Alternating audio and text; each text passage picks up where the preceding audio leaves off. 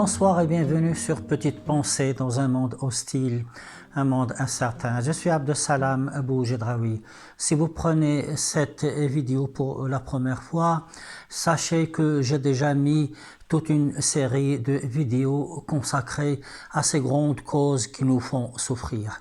Ensuite, après cet intermède sur l'échec qui est le sujet de ce soir, je vais entamer une autre série sur l'apaisement. J'ai bien dit apaisement et je n'ai pas dit bonheur. Pourquoi? Parce que ce terme de bonheur est utilisé à tort à travers par beaucoup de personnes. Il est tellement galvaudé que son sens disparaît. C'est-à-dire qu'il n'a plus grand sens, ne peut plus rien dire. Le thème de l'échec va nous prendre probablement 2 ou 3 vidéos. Dans la vie que nous vivons, dans ce monde actuel, tout nous prépare à la réussite. Tout nous incite à la réussite exemplaire, mais en fin de compte, personne ne nous parle de l'échec. Et si une personne réussit, elle groupe autour d'elle beaucoup de personnes qui sont là pour l'encourager, pour la flatter, pour de toutes les façons, tout simplement pour être autour d'elle, graviter autour d'elle. Malheureusement, si une personne échoue, elle restera toute seule face à ses regrets, face à ses amertumes, et c'est dommage et c'est bien regrettable.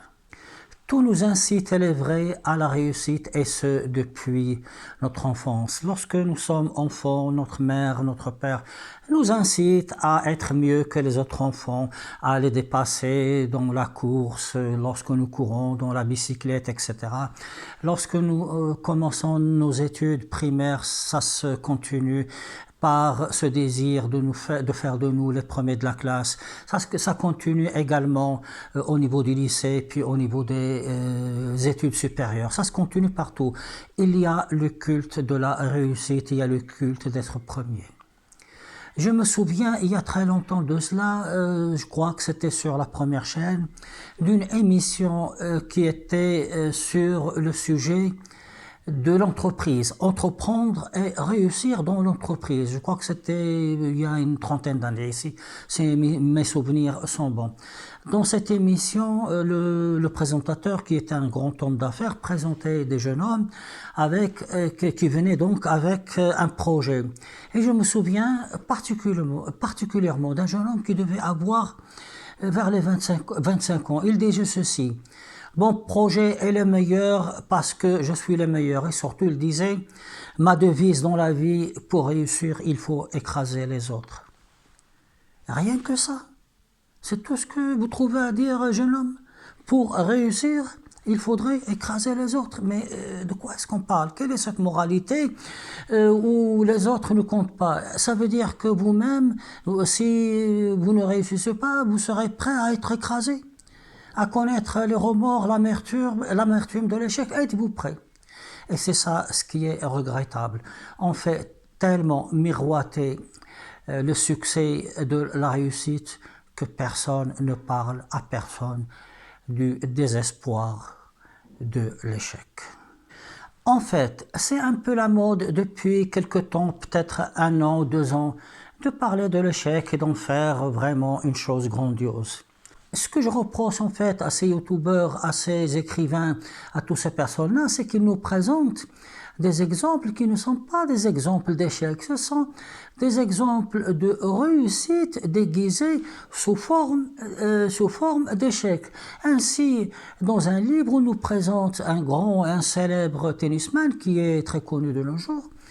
Et on nous dit dans ce livre qu'il a perdu un match. Bon, la belle affaire, perdre un match, c'est quelque chose qui est fréquent dans le parcours d'un tennisman. Mais surtout, lorsque cette personne, ce tennisman, a perdu ce match, il y a autour de lui beaucoup de personnes pour l'aider, des coachs, etc., les amis, la famille, tout le monde est là parce que tous ces gens-là sont là dans l'investissement de la réussite. Ils ne sont pas dans l'investissement de l'échec. Et ce petit problème de parcours, il sera tout de suite réglé. Tandis que le vrai échec, ce n'est pas ça du tout. Le vrai échec, c'est se retrouver avec soi-même sous le regard des autres, sous le jugement et la critique des autres. Et c'est ça ce dont je voudrais vous parler. Je me rappelle également d'un autre phénomène, il y a de cela peut-être une vingtaine d'années, surtout aux États-Unis. On parlait de seconde chance, c'est-à-dire que les personnes qui ont échoué, on va leur dire « on vous accorde une seconde chance ».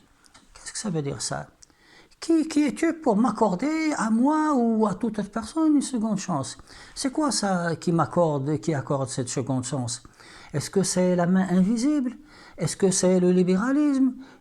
Et ça veut dire quoi une seconde chance? Ça veut dire que si je reprends un projet et que je réussis à ce projet-là, c'est-à-dire que j'ai la réussite, je regagne le groupe des bienheureux. J'utilise ce mot bienheureux parce que c'est plus ou moins à la mode depuis un certain livre qui a eu beaucoup de succès.